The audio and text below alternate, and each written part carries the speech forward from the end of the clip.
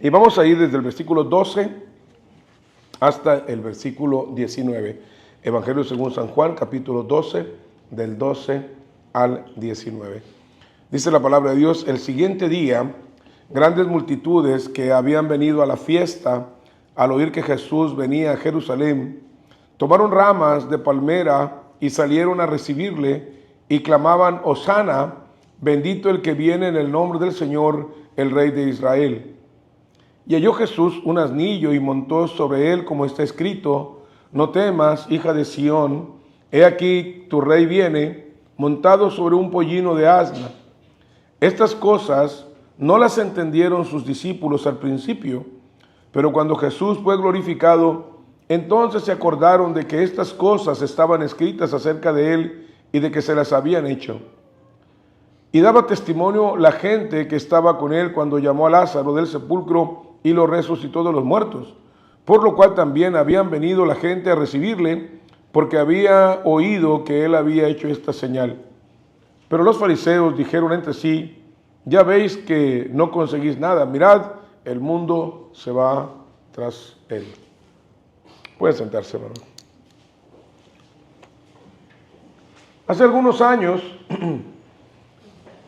mi familia y yo tomamos la única vez que salí de vacaciones, en casi 40 años de ministerio, tuvimos la oportunidad de ir, fuimos a el estado de Guanajuato, luego quisimos llegar a Puebla, pero nos trataron muy mal en Puebla, entonces fuimos a dar a Veracruz, al puerto. Ahí conocí la playa de Mocambo, una playa empedrada muy hermosa. Pero antes de eso nos fuimos a Acapulco,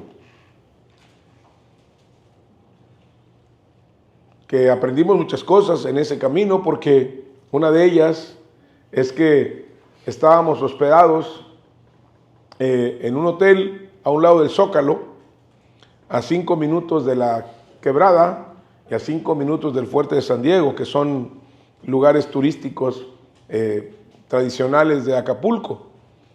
Pero nosotros, por no conocer, pues no los visitamos. Me fui a buscar el día de cumpleaños de mis hijos, a buscar ¿qué creen?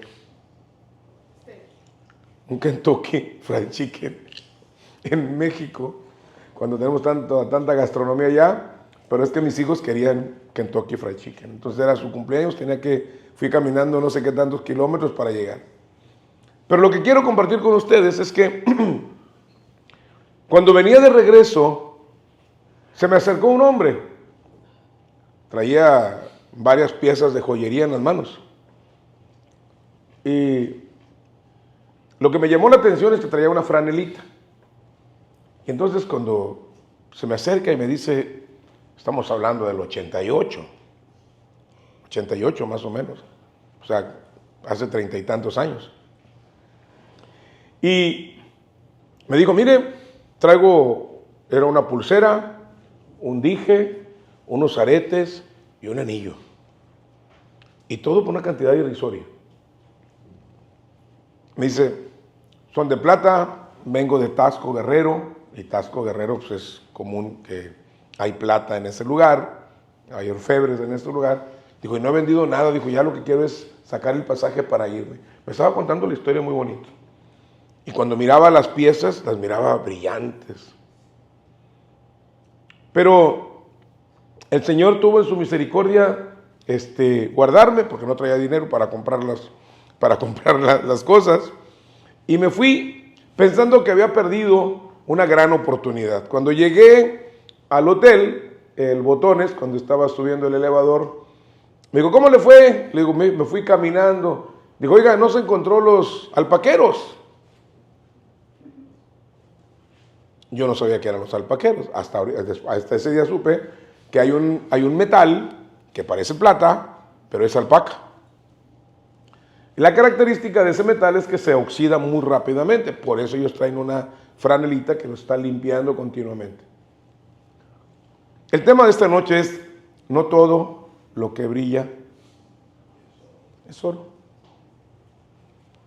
Hay cosas que parecen ser pero no lo son.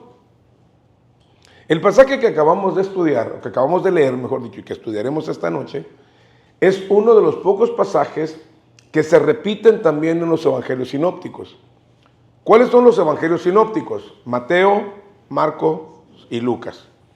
Se le conoce como sinópticos porque en una sinopsis parece que los tres hablan de lo mismo, pero no es así. Aunque los tres hablan aparentemente de lo mismo, lo hacen desde tres enfoques diferentes. Por ejemplo, el Evangelio según San Mateo, usted va a encontrar más de 40 citas del Antiguo Testamento en ese Evangelio. Porque el propósito del Evangelio según San Mateo es unir el Antiguo Testamento con el Nuevo Testamento. Y va a presentar a Jesús como el Mesías prometido. Por lo tanto, el Evangelio de Mateo es dirigido más hacia el pueblo judío. Cuando usted quiere evangelizar a un judío, usted tendrá que conocer a cabalidad el Evangelio según San Mateo. Pero luego tenemos el Evangelio según San Marcos. El Evangelio según San Marcos, la llave de su comprensión está en el texto de Jesús, donde dice, porque el Hijo del Hombre no vino para ser servido, sino para servir y dar su vida en rescate por muchos.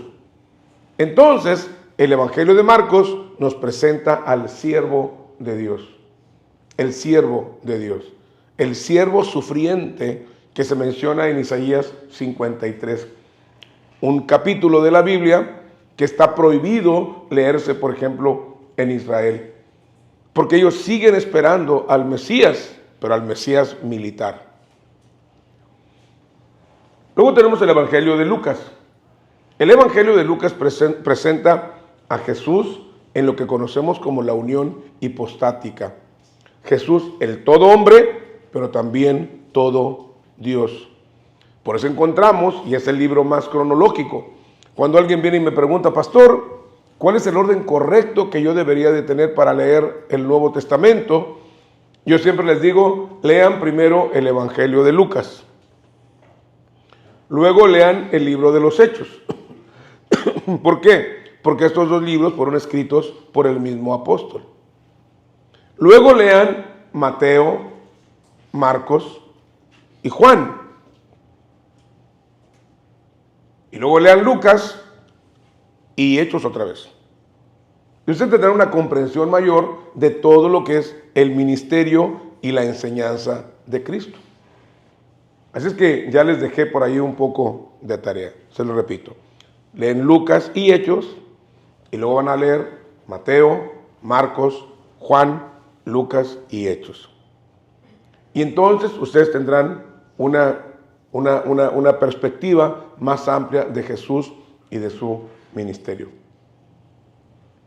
Y luego de ahí va a seguir con las epístolas, Romanos, 1, 2 Corintios, Gálatas, Efesios, Filipenses, Colosenses, 1 y 2 Tesalonicenses, Tito, Filemón, y ahí se va todo para allá. ¿Ok?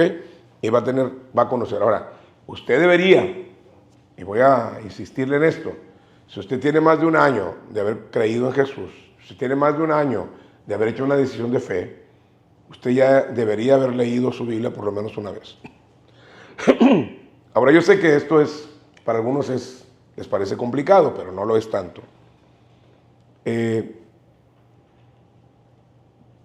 No les he mandado el calendario de febrero, ¿verdad?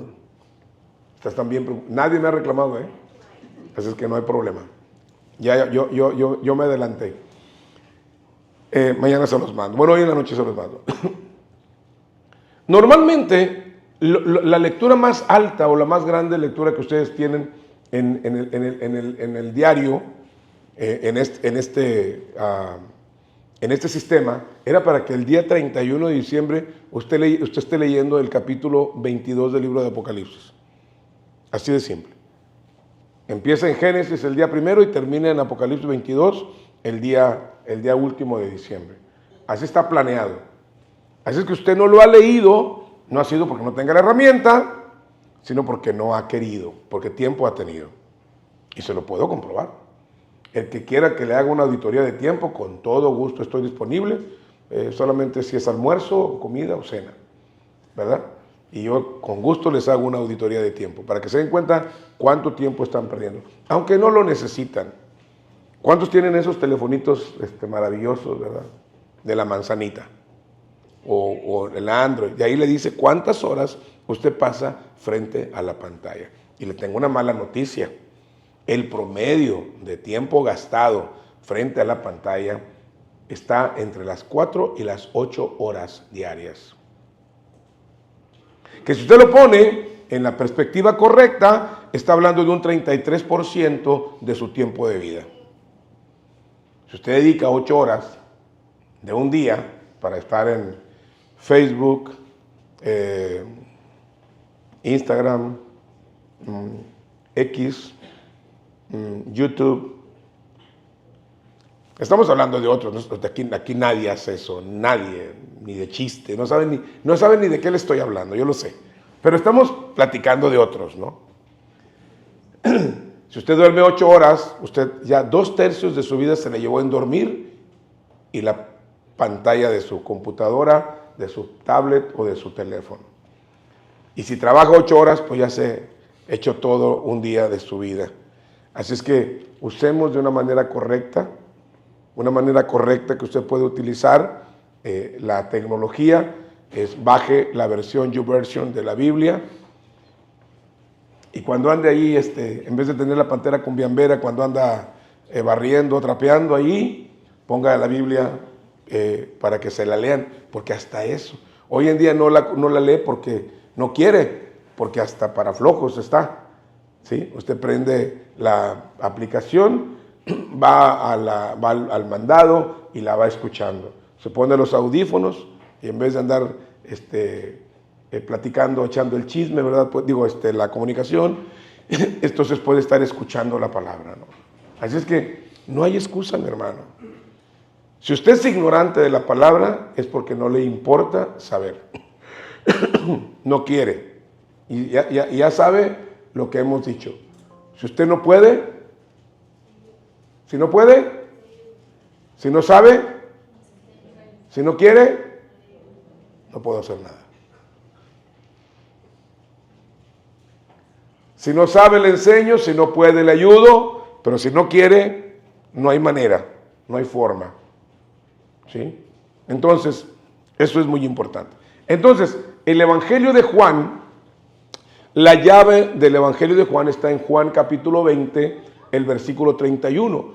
¿Cuál es el propósito de Juan? Dice que todos conozcamos a Cristo como el Hijo de Dios.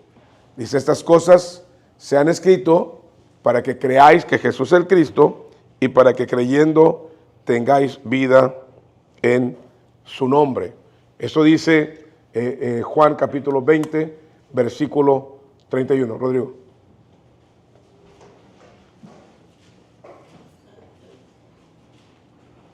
Es importante que tengamos eso en mente para la hora que nosotros tengamos que estar estudiando la palabra y podamos de esa manera pues tener una mayor comprensión de la Escritura y usted no pueda ser fácilmente engañado.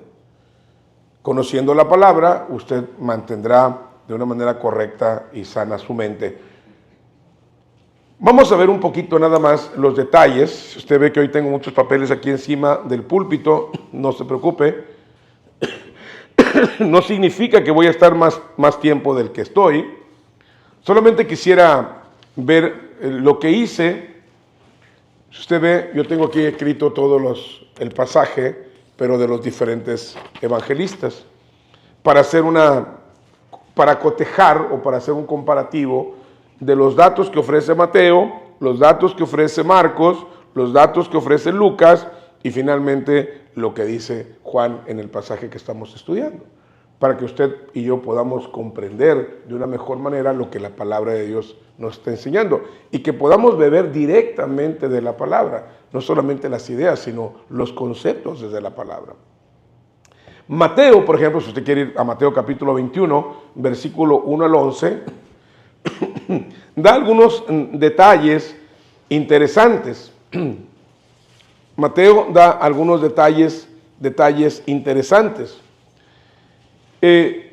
Este evento de la entrada a Jerusalén es mencionado por los 4 evangelistas. Mateo dice que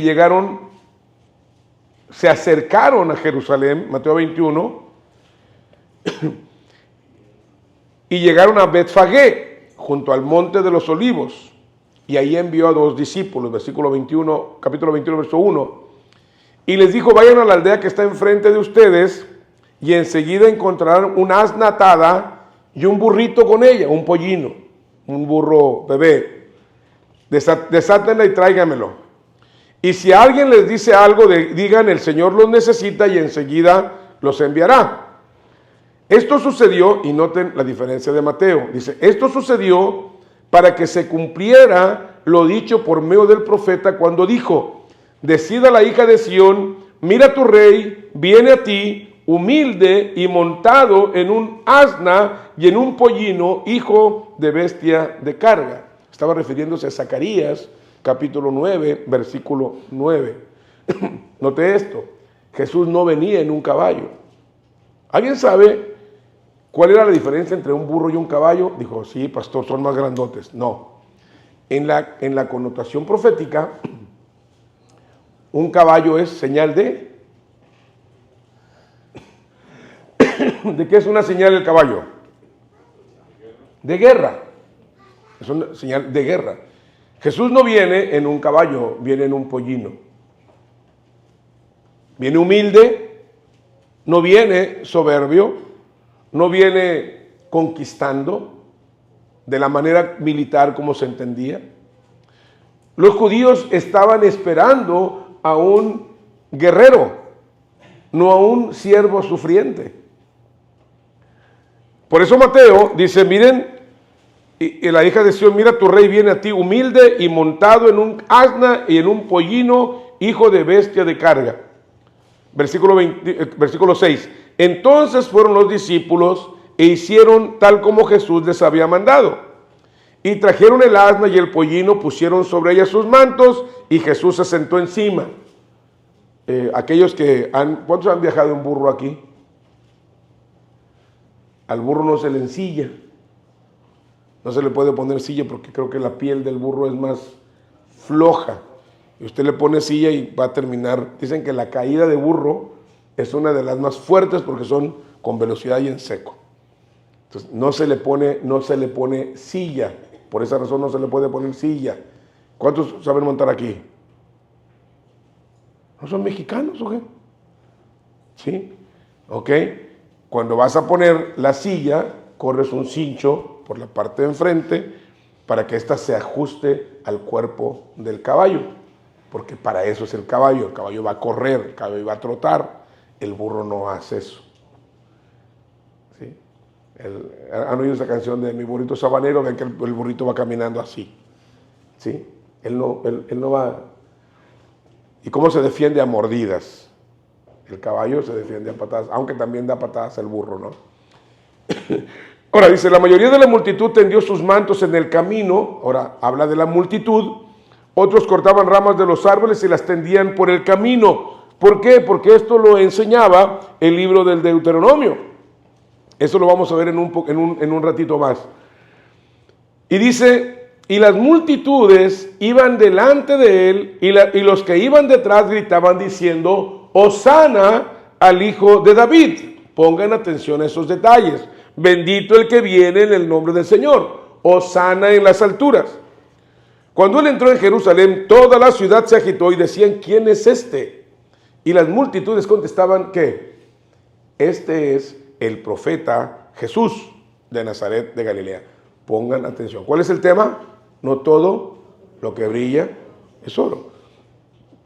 Aquí tenemos una multitud que está poniendo sus mantos en el camino del pollino, en el camino del burrito, donde va pasando el Señor Jesucristo.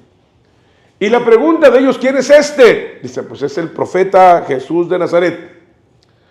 Pero ahora vayamos a Marcos. Marcos capítulo 11, versículo 1 al 11. Marcos capítulo 11, versículos 1 al 11.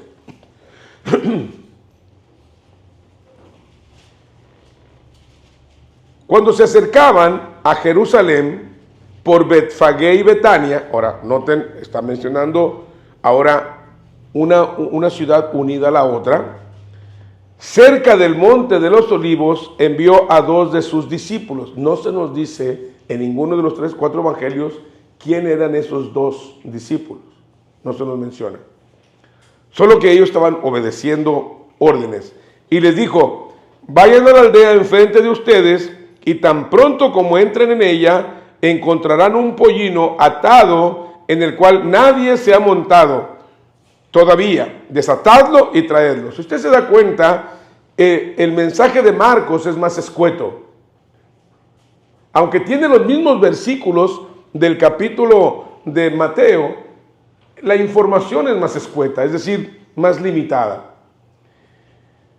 Por ejemplo, él habla que estaban cerca de Jerusalén, no estaba en el monte de los olivos. Aquí Mateo dice estaban junto al monte de los olivos.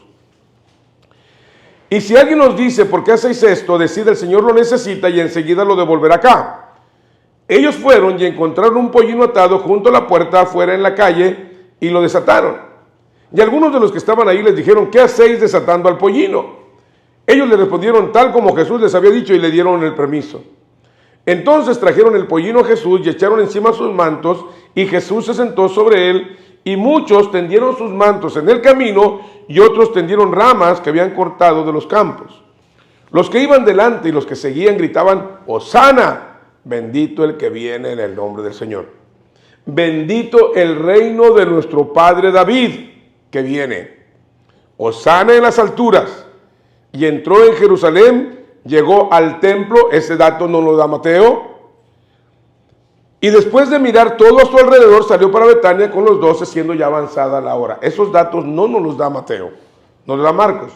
Pero Marcos no nos da la versión acerca del Antiguo Testamento, porque el propósito de Marcos no es dirigir al pueblo judío. Ahora, vayamos a Lucas. Vamos a avanzar. Lucas, capítulo 19, versículo 28 al 40. Así es que usted debe estar ahorita con su Biblia y su libro de notas, tomando estas notas, para cuando llegue a casa usted estudie por usted mismo, en vez de estar viendo Cuna de Bobos o, ¿cómo se llama?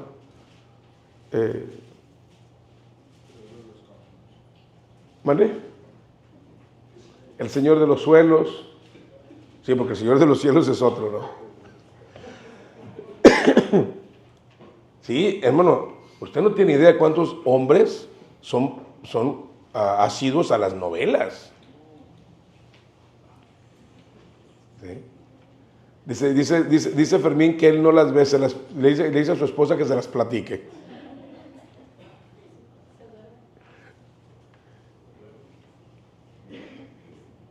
¿Cuándo le platicas? Ok.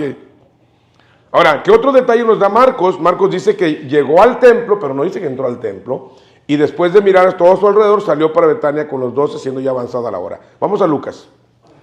Lucas 19, ¿lo tiene? Verso 28. Habiendo dicho esto, iba adelante subiendo hacia Jerusalén.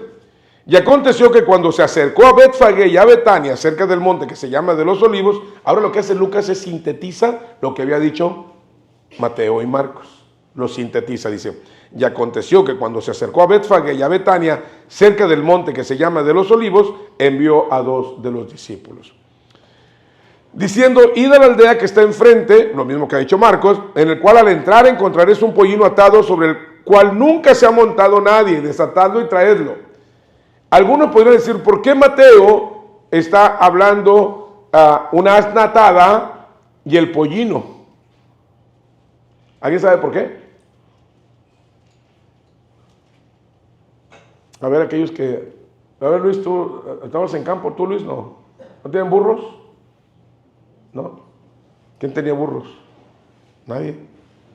A ver, Flor. ¿Por qué estaba atada la burra? Bueno, es nomás para ponernos en entredicho ustedes. Entonces los enviados fueron y encontraron, versículo 30, id a la aldea que está enfrente, en el cual al entrar encontraréis un pollino atado sobre el cual nunca se ha montado nadie. desatadlo y traedlo. Es la misma información que da Marcos. Y si alguien les pregunta por qué lo desatáis, de esta manera hablaréis, porque el Señor lo necesita.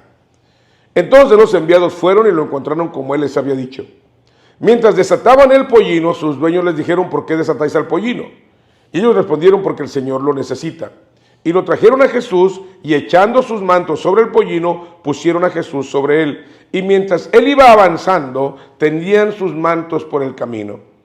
Cuando ya se acercaba junto a la bajada del monte de los olivos, toda la multitud de los discípulos regocijándose, ahora, ojo, toda la multitud de los discípulos. Ahora, aquí no solamente era la gente de la ciudad, sino iba mucha gente que había creído en Jesús. Y esos eran sus discípulos. Comenzó a alabar a Dios a gran voz por todas las maravillas que habían visto, diciendo, bendito el Rey que viene en el nombre del Señor. Note, los judíos que decían, bendito el reino de David que se acerca a nosotros. ¿Recuerdan? Allá en Mateo. Ahora, estos discípulos dicen, bendito el Rey que viene en el nombre del Señor, paz en el cielo y gloria en las alturas. Versículo 38, versículo 39, entonces algunos de los fariseos de entre la multitud le dijeron, maestro, reprende a tus discípulos. ¿Por qué?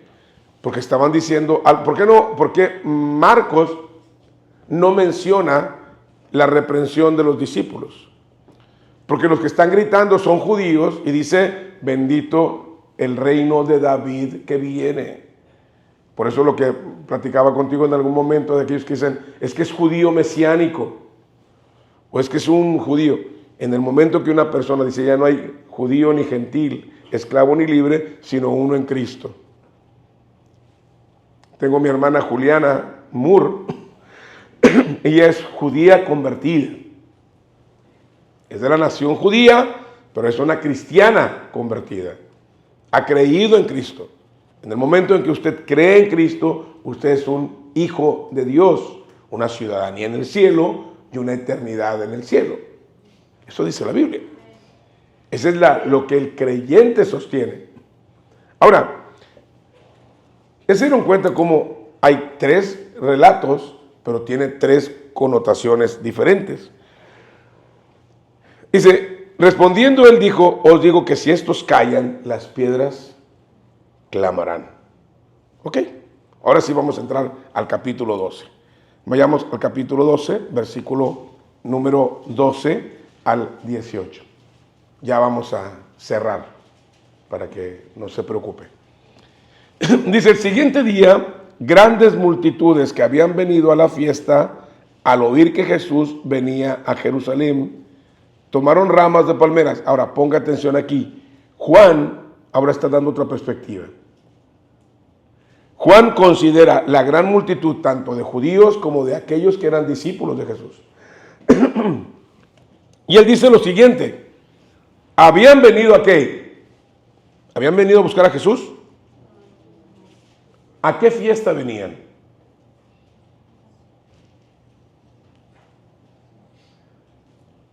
A la fiesta de la Pascua. Esa sería la última fiesta en la cual Jesús estaría. Ahora Juan va a encaminar el relato hacia la divinidad de Cristo. Todos los judíos habían venido a la fiesta de la Pascua.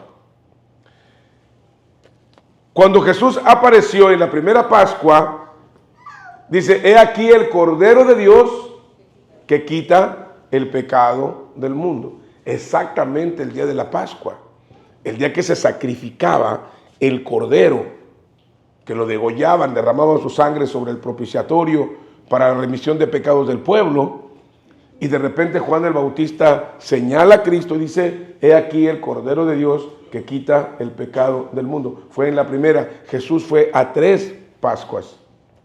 Esta sería la tercera, en la cual sería ¿cómo le llaman aquí? El actor principal, el protagonista. Sería quien sería sacrificado en el Calvario. Recuerden lo que les dije la semana pasada. Este es el final, el capítulo 12 es el final de lo que conocemos como el ministerio público de Jesús. Después del capítulo 12, el capítulo 13 va a ser la última semana de la vida de Cristo, en la cual incluirá la crucifixión. Así es que esta es la última parte del ministerio público de Cristo. Por eso menciona Juan, el siguiente día grandes multitudes que habían venido a la fiesta, es decir, a la Pascua, al oír que Jesús venía a Jerusalén, tomaron ramas de palmeras y salieron a recibirle.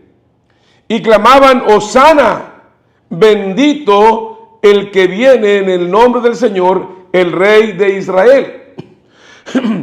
Y halló Jesús un asnillo, o sea, un burrito, y montó sobre él como está escrito, no temas, hija de Sión, he aquí tu rey viene montado sobre un pollino de asna.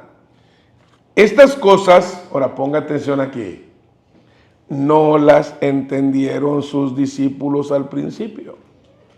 Pero cuando Jesús fue glorificado, ¿cuándo fue glorificado Jesús?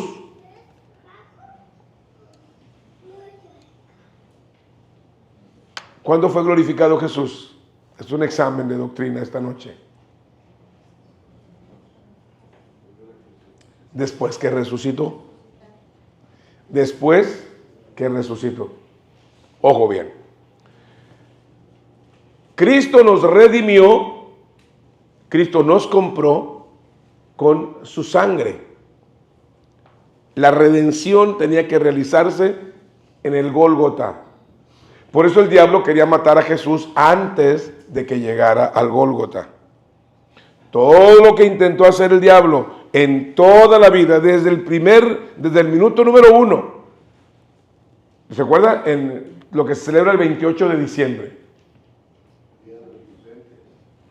El Día de los Inocentes. Que no sé por qué lo toman como un juego. Ese día era un día terrífico. Porque Herodes mandó matar a todos los niños. Más o menos de la misma edad. Porque venía el Mesías. Luego, Jesús se pierde y lo vienen a encontrar con los maestros de la ley.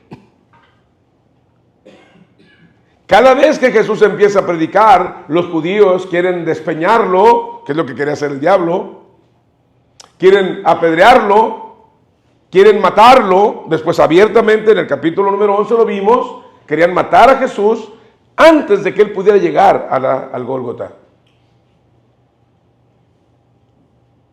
Todo el suplicio que Jesús realizó, que Jesús sufrió, era para que él estuviera muerto antes que llegara a la cruz. Tenemos cuando hay el día de resurrección, tenemos un estudio exclusivo sobre la muerte de Cristo. ¿Cuántos lo han visto? Y llegamos a la conclusión de que era imposible que Jesús no estuviera muerto cuando estaba en la cruz del Calvario. Él debería estar muerto ya para cuando lo crucificaban, pero él no podía morir antes. Él tenía que morir exactamente en la cruz. Porque así como Moisés levantó la serpiente en el desierto, así es necesario que el Hijo del Hombre sea levantado. Era necesario que Jesús muriera en la cruz para que pudiera cumplirse el Evangelio. Muerte de cruz, derramando su sangre. Por eso Jesús nunca se levantó y se cayó y volvió a levantarse, se cayó y volvió a levantarse hasta llegar a la cruz.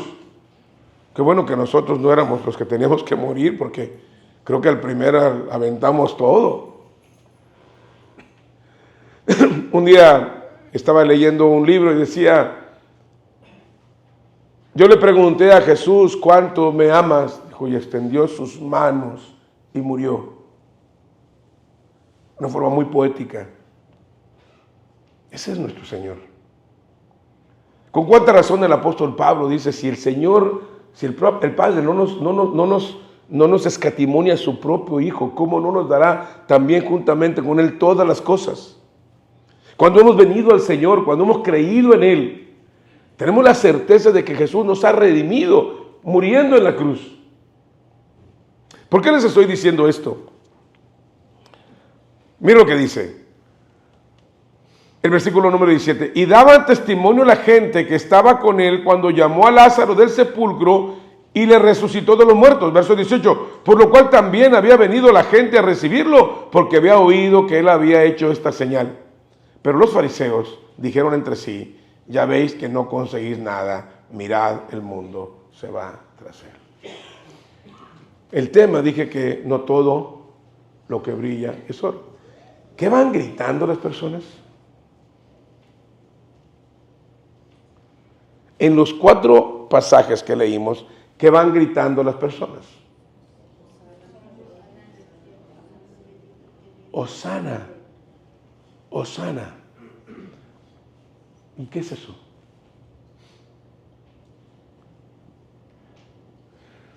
Hay un canto que dice: oh, Hosana, Hosana al Hijo de David.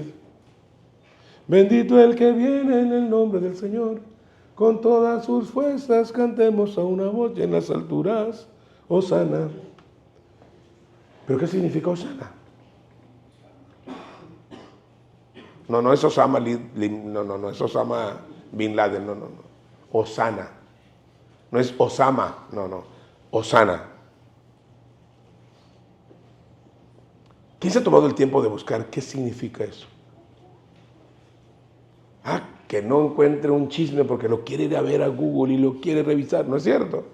¿Por qué no se interesa en estas cosas? ¿Alguien sabe lo que significa Hosana? Ya les di tiempo de googlearlo. Hosana es una palabra semejante a la de aleluya. Nada más que aleluya significa gloria a Dios. Hosana es una súplica: por favor, líbranos. O por favor, sálvanos. Te suplico, en sí la palabra Hosana es: te suplico que nos salves. Usted puede pedirle al Señor: sálvame. Y muchas veces le está pidiendo: sálvame de la enfermedad, sálvame de la cárcel, sálvame de las deudas, sálvame de mi suegra, sálvame de tantas cosas.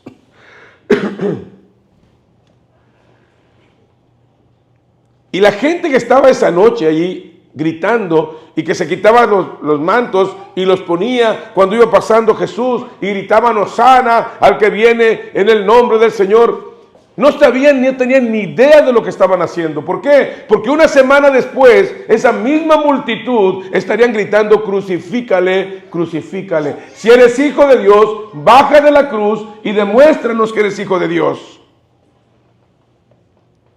No todo lo que brilla es oro. Esa expresión de religiosidad que estaban ofreciéndole a Jesús no era una fe genuina.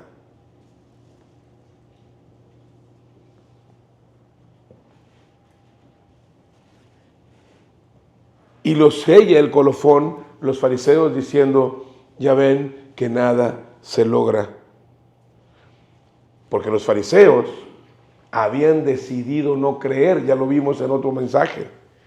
Habían decidido no creer, Juan capítulo 5, verso 39. Había gente que estaba allí buscando solamente la satisfacción de una necesidad determinada en su vida, pero no la necesidad más importante, que es la salvación de su alma. Hay personas que van a una congregación para resolver un problema, pero no el problema. ¿Cuál es el problema? El problema es la salvación del alma. Y aunque están gritando: Hosana, Hosana, líbranos, te suplicamos que nos salves, Él tenía que salvarlos de la única manera que estaba establecido en la palabra. Mas Él herido fue por nuestras rebeliones, molido por nuestros pecados, y el castigo de nuestra paz fue sobre Él, y por su llaga fuimos nosotros curados, dice Isaías capítulo 53.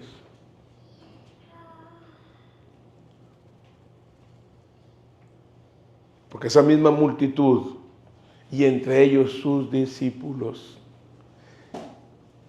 ¿Qué detalle nos dio Lucas?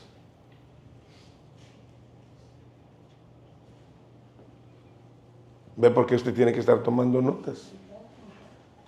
Dice que los discípulos no entendieron aquellas cosas sino hasta que Jesús resucitó. Juan, perdón, lo dice, ¿no? Capítulo 12, versículo 16. ¿Lo tiene? Dice, los discípulos, estas cosas no las entendieron sus discípulos al principio, pero cuando Jesús fue glorificado, entonces se acordaron.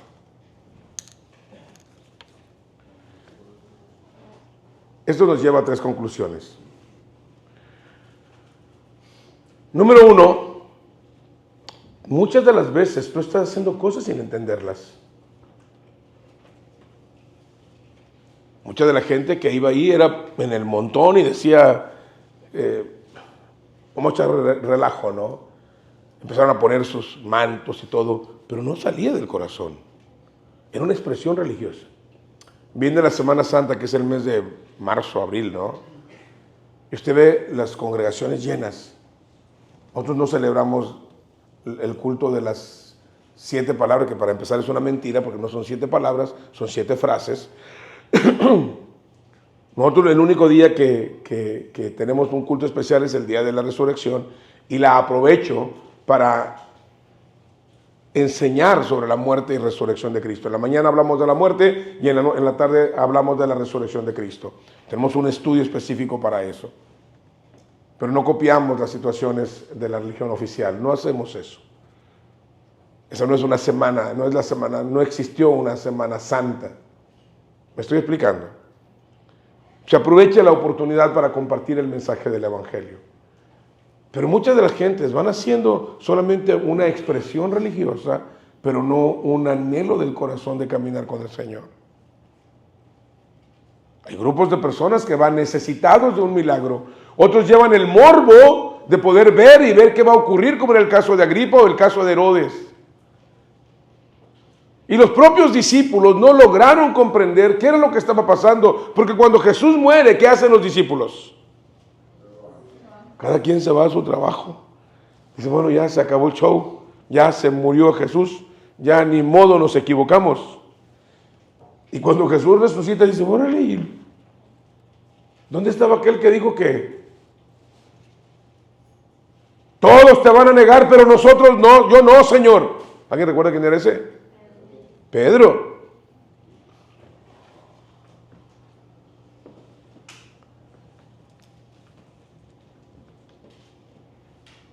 Mi hermano, nosotros tenemos que revisar cada día nuestra fe, nuestra dependencia de Dios.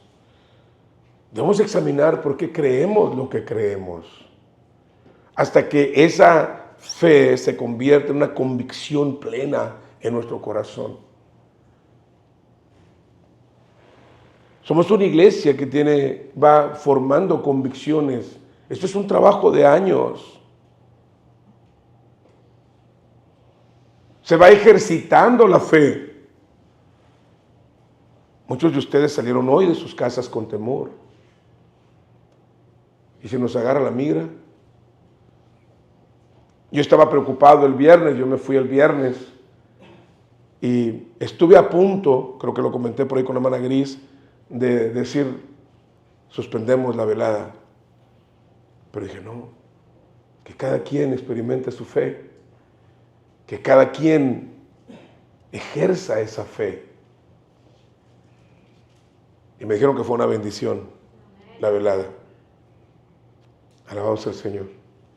Muchos de ustedes no tienen documentos y vinieron ejercitando esa fe, que el Señor hará la obra en favor de ustedes.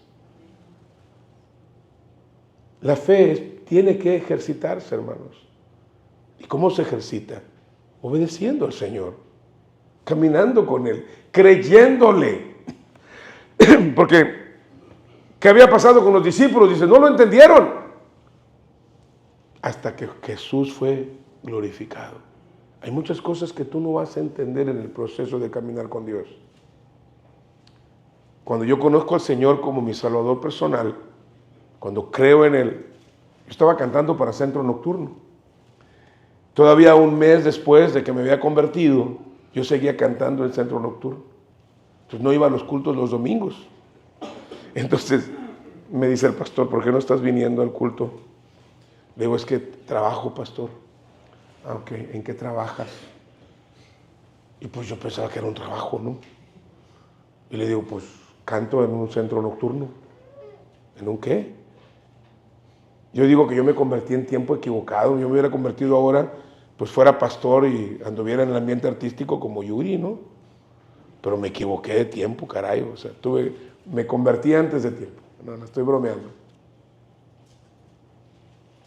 Pero cuando conocí al Señor,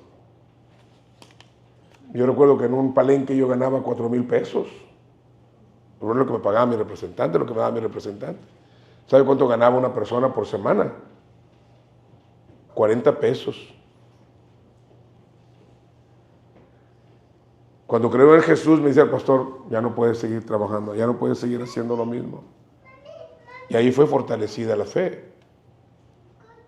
Ahí fue fortalecida la fe.